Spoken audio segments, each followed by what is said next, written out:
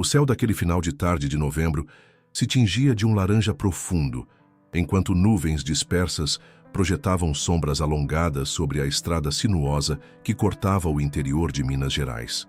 O asfalto ainda guardava o calor do dia, criando uma leve ondulação no horizonte. O vento balançava suavemente as copas das árvores que margeavam a rodovia estadual MG 353, uma estrada secundária que servia principalmente como rota alternativa para quem desejava evitar o tráfego intenso das vias principais. Poucas pessoas escolhiam aquele caminho, especialmente à medida que o dia cedia espaço para a noite. Era nessa paisagem, nesse exato momento de transição entre o dia e a noite, que os rastros de Eduardo e Mariana começaram a se desvanecer, como pegadas na areia que são gradualmente apagadas pela maré crescente. O Hyundai Tucson Prata, ano 2004, era o orgulho de Eduardo Mendes, 32 anos. Engenheiro civil formado com distinção pela UFMG, Eduardo havia comprado o veículo apenas 3 meses antes do desaparecimento, após receber uma promoção na construtora onde trabalhava há 5 anos.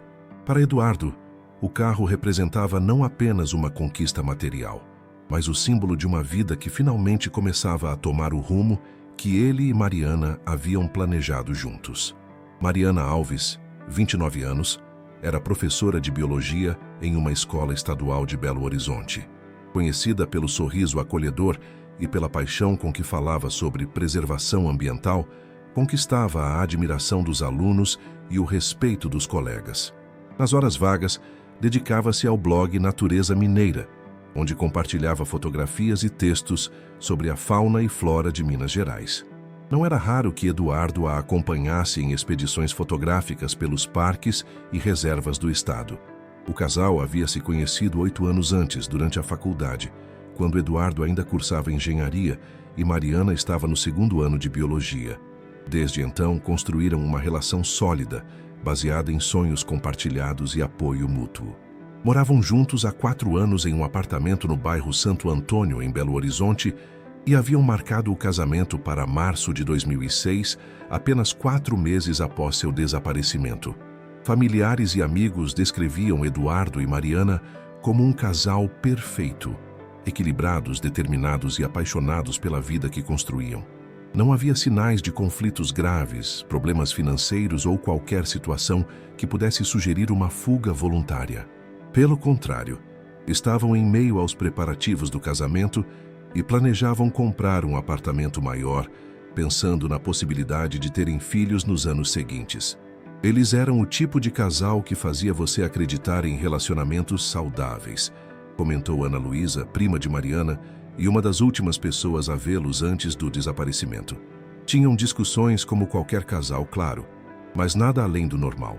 Estavam empolgados com o casamento, com a vida juntos. Nas semanas que antecederam o desaparecimento, tanto Eduardo quanto Mariana mantiveram suas rotinas habituais. Ele continuava envolvido com os projetos da construtora, frequentemente comentando sobre uma obra importante que estava supervisionando em Juiz de Fora. Ela seguia lecionando normalmente e atualizando seu blog com a regularidade de sempre. As últimas postagens em suas redes sociais não indicavam nada além da cotidianidade de um casal de classe média, com planos e sonhos comuns. Na quarta-feira, 23 de novembro de 2005, Eduardo enviou uma mensagem para sua irmã Cristina.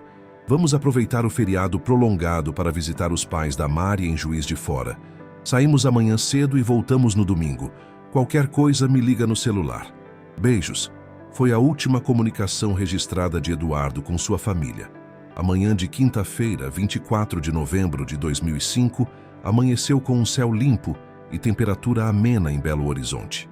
Era feriado municipal na capital mineira, o que propiciou o plano de viagem do casal.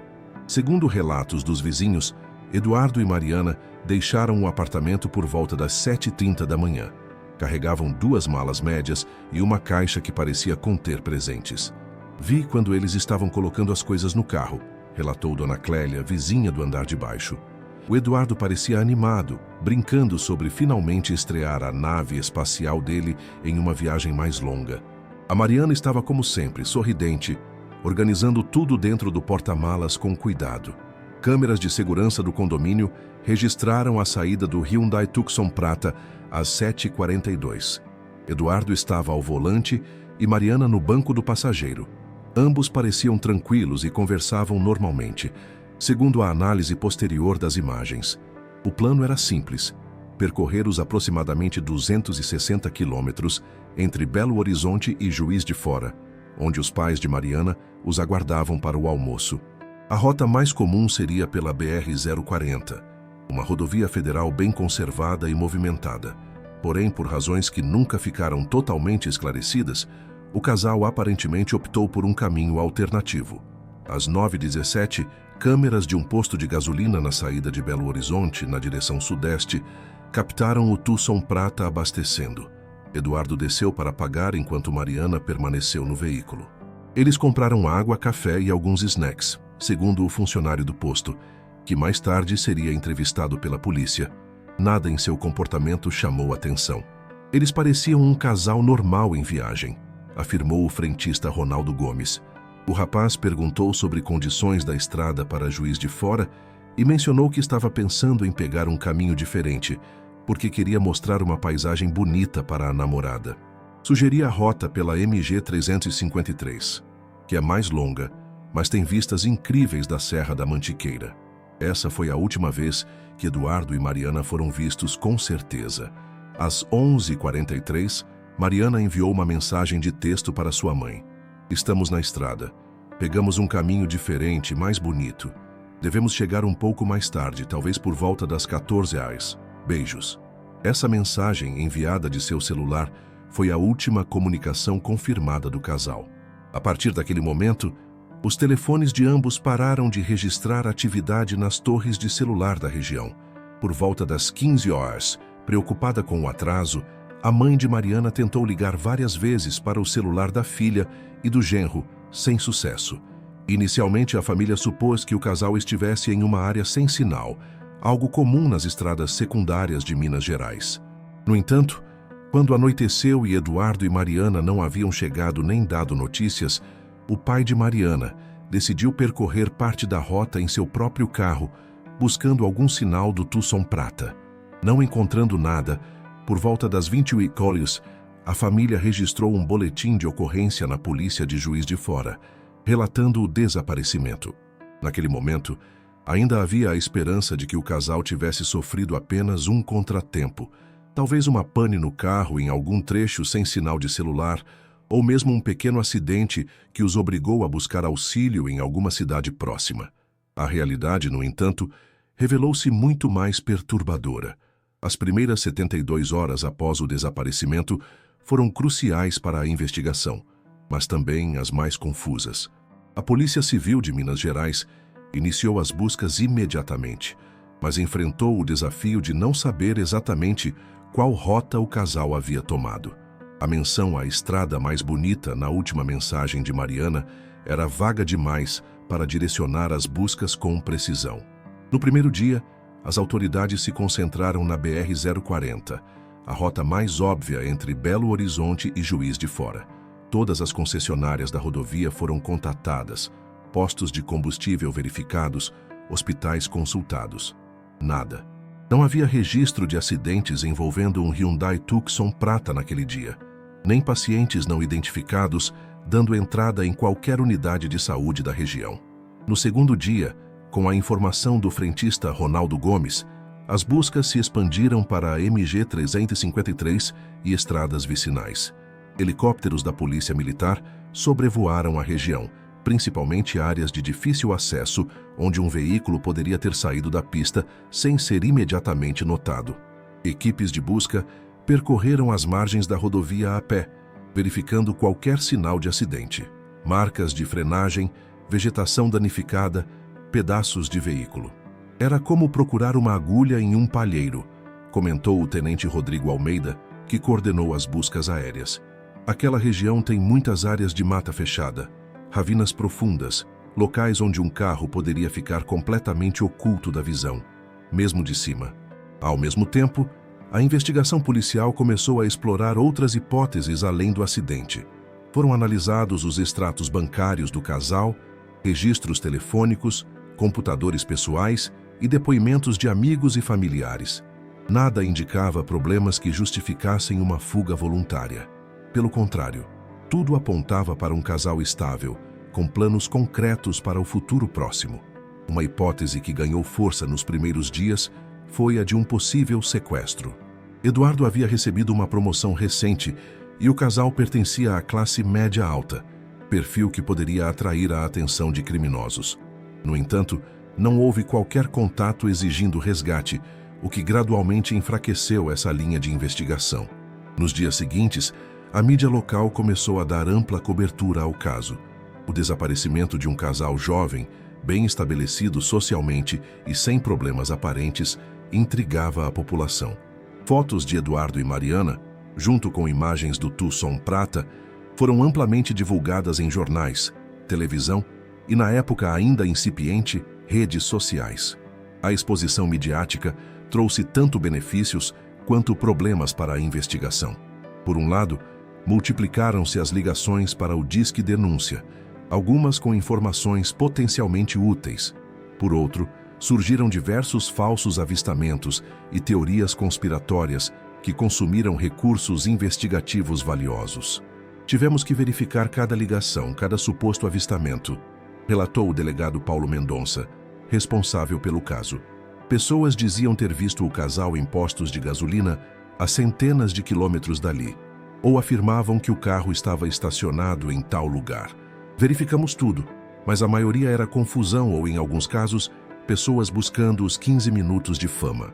Uma das pistas mais promissoras surgiu quando um agricultor da região de Bicas, pequeno município situado na possível rota alternativa, relatou ter ouvido o que parecia ser um acidente seguido de gritos na tarde do dia 24 de novembro.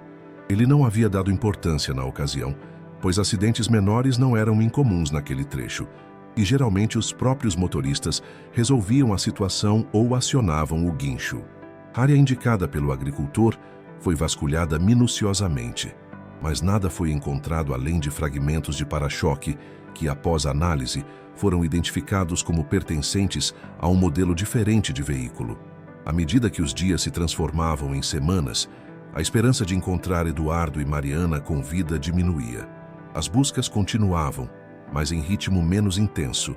A investigação começou a esbarrar na falta de pistas concretas e, gradualmente, o caso foi perdendo espaço na mídia, substituído por outras tragédias e acontecimentos. Para as famílias, no entanto, a ausência de respostas era uma tortura constante. Não havia corpo para enterrar, nem certeza sobre o que havia acontecido. Apenas o vazio da ausência e a agonia da incerteza. O pior é não saber, desabafou Regina, mãe de Mariana, 6 meses após o desaparecimento. Se eles estão mortos, queremos enterrar nossos filhos. Se estão vivos em algum lugar, queremos entender por que sumiram assim. Mas esse limbo é insuportável. As famílias contrataram investigadores particulares, organizaram buscas independentes, distribuíram panfletos, criaram sites e comunidades online dedicadas ao caso. Ofereceram recompensas por informações, consultaram videntes e médiuns, uma medida do desespero que sentiam. Nada trouxe respostas concretas. Com o tempo, surgiram teorias diversas sobre o desaparecimento. Alguns especulavam que o casal poderia ter testemunhado algo que não deveria e sido silenciado. Outros sugeriam que Eduardo poderia estar envolvido com pessoas perigosas através de seu trabalho na construtora. Hipótese que a investigação policial explorou, mas não encontrou evidências que a sustentassem. Uma teoria particularmente perturbadora sugeria que o casal poderia ter sido vítima de um criminoso de estrada, alguém que atacava pessoas nas rodovias menos movimentadas e depois ocultava os corpos em locais remotos. Essa possibilidade ganhou alguma credibilidade quando se descobriu que, nos 3 anos anteriores, outros 2 veículos haviam desaparecido em circunstâncias similares na mesma região, embora em trechos diferentes. No entanto, sem evidências físicas, sem o carro, sem corpos, sem testemunhas diretas, todas as teorias permaneciam no campo da especulação. O caso Eduardo e Mariana gradualmente entrou para a lista dos mistérios não resolvidos de Minas Gerais, ocasionalmente lembrado em reportagens especiais sobre pessoas desaparecidas ou em aniversários específicos do evento. E assim, passaram-se 6 anos. A manhã de 17 de maio de 2011 amanheceu fria e nublada. Carlos Henrique Duarte, 47 anos, caminhoneiro experiente com mais de 2 décadas transportando cargas pelo Brasil, dirigia seu caminhão carregado de insumos agrícolas pela MG 353. Era sua rota habitual entre Belo Horizonte e o sul de Minas, uma estrada que conhecia como a palma da mão. Naquele dia, porém, algo incomum aconteceu.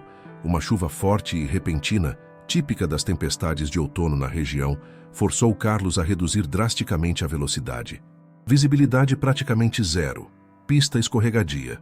Em um trecho particularmente sinuoso, próximo ao município de Rio Novo, Carlos decidiu que seria mais prudente parar e esperar a tempestade passar. Ele estacionou o caminhão no acostamento, em um ponto um pouco mais elevado da estrada, onde havia menos risco de alagamento. Enquanto aguardava, percebeu que a força da chuva estava causando um pequeno deslizamento de terra em uma encosta próxima, a cerca de 50 metros de onde estava.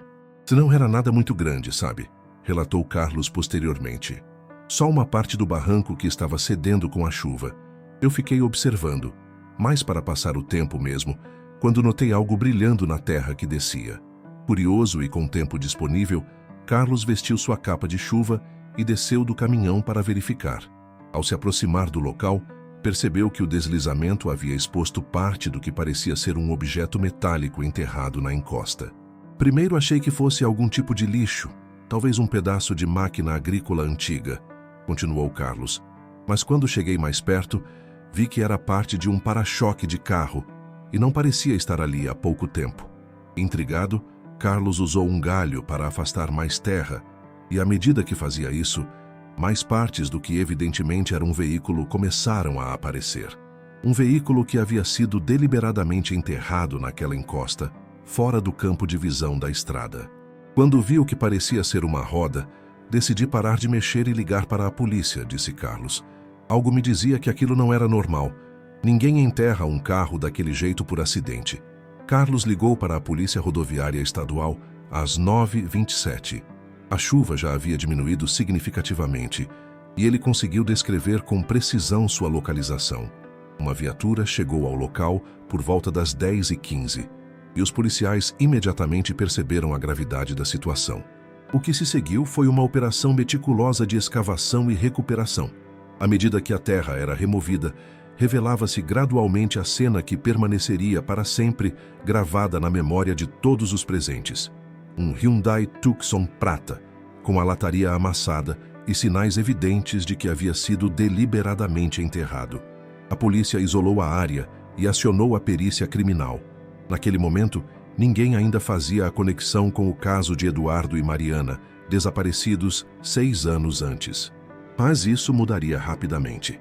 Ao removerem mais terra e conseguirem acesso ao interior do veículo, os investigadores fizeram a descoberta mais sombria. No banco do motorista e do passageiro, respectivamente, estavam os restos mortais de 2 pessoas. Devido ao tempo transcorrido e às condições de conservação, os corpos estavam em avançado estado de decomposição, mas ainda preservados o suficiente para que se pudesse determinar que se tratava de um homem e uma mulher. Foi um momento de silêncio absoluto na cena, recordou o perito criminal Marcos Paulo Silva. Todos ali sabiam que estávamos diante não apenas de um veículo perdido, mas de uma cena de crime que havia permanecido oculta por anos. Quando a placa do veículo foi limpa e verificada, a conexão foi imediatamente estabelecida.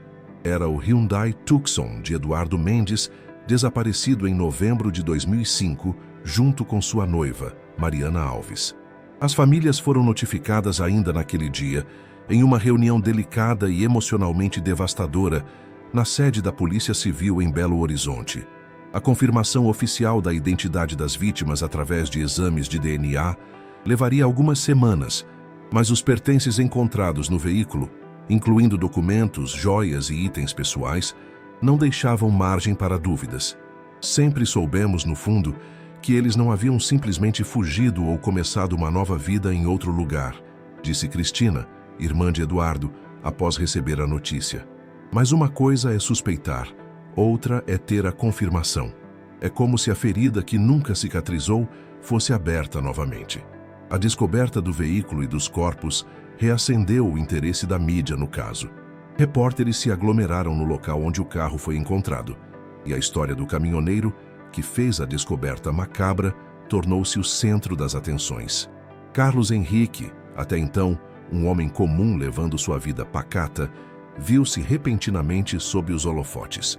"Eu só fiz o que qualquer pessoa decente faria", insistia ele, visivelmente desconfortável com a atenção. "Não sou herói nem nada disso. Só me deparei com algo estranho e fiz a coisa certa." A perícia no local e no veículo foi minuciosa e revelou detalhes perturbadores sobre o que acontecera com Eduardo e Mariana naquele dia de novembro de 2005. O exame do veículo mostrou sinais de um acidente. O lado direito estava significativamente amassado, consistente com uma colisão lateral ou saída de pista. No entanto, havia elementos que não condiziam com um simples acidente de trânsito. Primeiro, a posição dos corpos sugeria que as vítimas não haviam morrido no impacto. Ambos estavam nos respectivos bancos, em posições que indicavam que estavam conscientes após a colisão. Segundo, e mais perturbador, a autópsia revelou que tanto Eduardo quanto Mariana haviam sido mortos por ferimentos de arma branca, múltiplas facadas no tórax e pescoço. "Não foi um simples acidente com vítimas fatais", explicou o delegado Paulo Mendonça, que retornou ao caso após a descoberta. "Foi um homicídio deliberado, seguido de uma tentativa bem-sucedida de ocultar os corpos e o veículo." A teoria que a polícia desenvolveu, baseada nas evidências forenses, era a seguinte: Eduardo e Mariana estavam na MG 353, possivelmente perdidos ou simplesmente apreciando a paisagem, como haviam mencionado ao frentista. Em algum momento foram forçados a sair da pista, seja por outro veículo ou por alguma obstrução deliberada na estrada. Após a colisão, que não foi fatal, foram abordados por uma ou mais pessoas que os atacaram com uma faca ou objeto similar. Em seguida, os corpos foram deixados no veículo, que foi cuidadosamente enterrado na encosta, em um local que não seria visível da estrada. O trabalho de ocultação foi tão bem feito que o veículo permaneceu escondido por 6 anos, sendo revelado apenas pelo deslizamento causado pela chuva intensa. Quem fez isso conhecia bem a região, observou o delegado. Sabia exatamente onde enterrar o carro para que não fosse encontrado, mesmo com as buscas intensas que foram realizadas na época. A descoberta reabriu oficialmente o caso, agora como uma investigação de homicídio duplo. Todas as pistas e depoimentos coletados 6 anos antes foram revisados à luz das novas evidências. Pessoas que haviam sido brevemente consideradas como possíveis suspeitos, mas descartadas por falta de motivo aparente, voltaram a ser investigadas. Uma reviravolta significativa ocorreu quando a polícia, analisando as imagens de câmeras de segurança do posto de gasolina onde Eduardo e Mariana pararam pela última vez, notou um detalhe que havia passado despercebido na investigação original.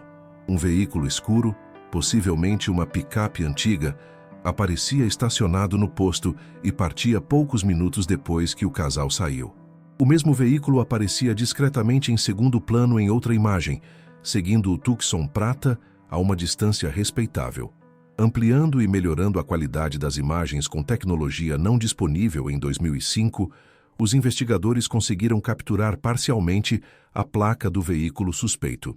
Cruzando essa informação com o banco de dados do Detran, chegaram a um nome: Antônio Carlos Ferreira, na época com 42 anos, residente em uma pequena propriedade rural, próxima à estrada onde o Tucson foi encontrado.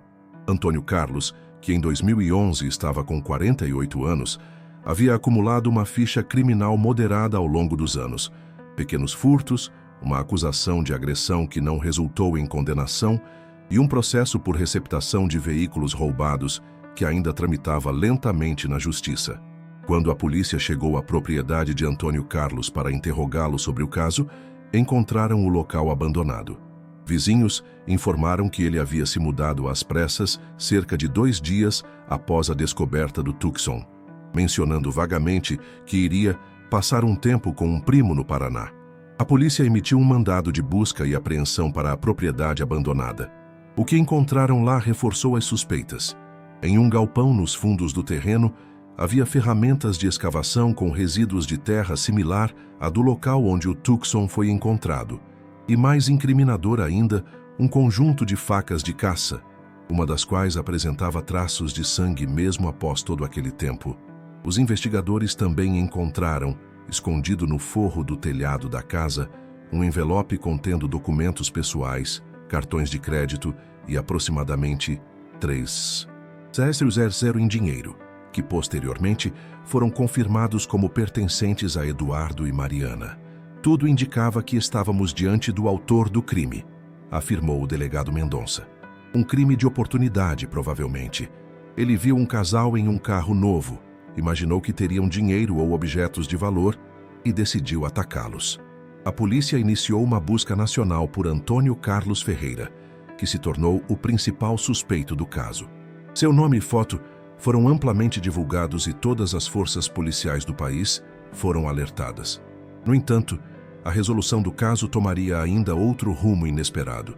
Em 23 de junho de 2011, pouco mais de um mês após a descoberta do Tucson, a polícia do Paraná respondeu a uma ocorrência em uma área rural próxima a Cascavel.